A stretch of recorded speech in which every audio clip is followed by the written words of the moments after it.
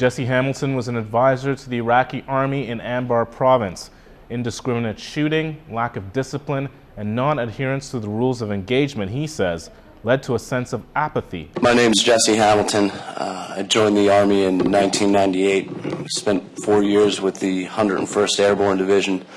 I served as a 13th Foxtrot forward observer.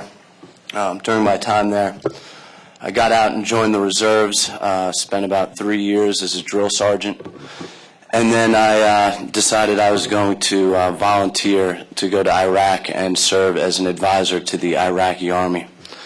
At the time I volunteered, I was completely against the war. I thought that it was unjust, but I thought that in order to help expedite our exodus from that nation, that I really needed to do everything I could and serve in any capacity I could over there to help that cause. My testimony is just based on the things that I saw in one battalion in Fallujah in the Al-Anbar province of Iraq from 2005 to 2006.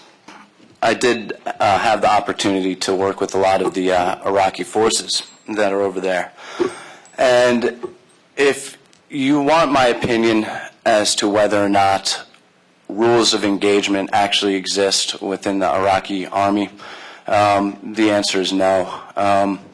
From what I saw, the Iraqis show little or no restraint in discharging their weapons. We had some phrases. I'm sure that there are a lot of soldiers and Marines out there who were in the cities who worked with the Iraqi army would recognize these phrases. Spray and pray, where the Iraqis would just start shooting and pray that it hit the enemy if there was one.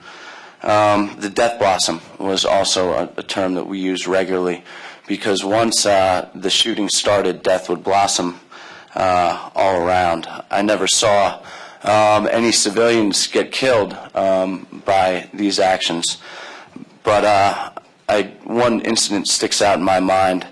I lived out in the city, and the whole time that I was in Iraq and on an Iraqi firm base, and the enemy would take pop shots at us. They would shoot RPGs at us. We would get mortared, and as soon as something like that would happen, the Iraqi guards on the roof would just start a barrage of fire. It didn't matter where the fire had initially come from, or even if it was just mortars or a combination. They would just start shooting. I ran up to the roof one day, and I was trying to see, if there was an enemy, and if so, where that enemy was. I couldn't see any incoming fire at the time. It was daylight, but I did see the Iraqis just shooting indiscriminately, and that was normal. I saw a civilian just running, and the wall that she was running in front of was just being pattered by bullets. The Iraqis weren't shooting at her. I know that for a fact. They weren't aiming at her. They were just shooting indiscriminately. More disturbing than the lack of discipline and rules of engagement shown by the Iraqi army is their treatment of their own people. The Iraqis, and this is not to say that they're bad, they just have a different culture than we do. They have different morals. I saw Iraqi soldiers just make the prisoners more or less run the gauntlet from the vehicle that they were being transported into our firm base to where they would be questioned in the S2 intelligence office.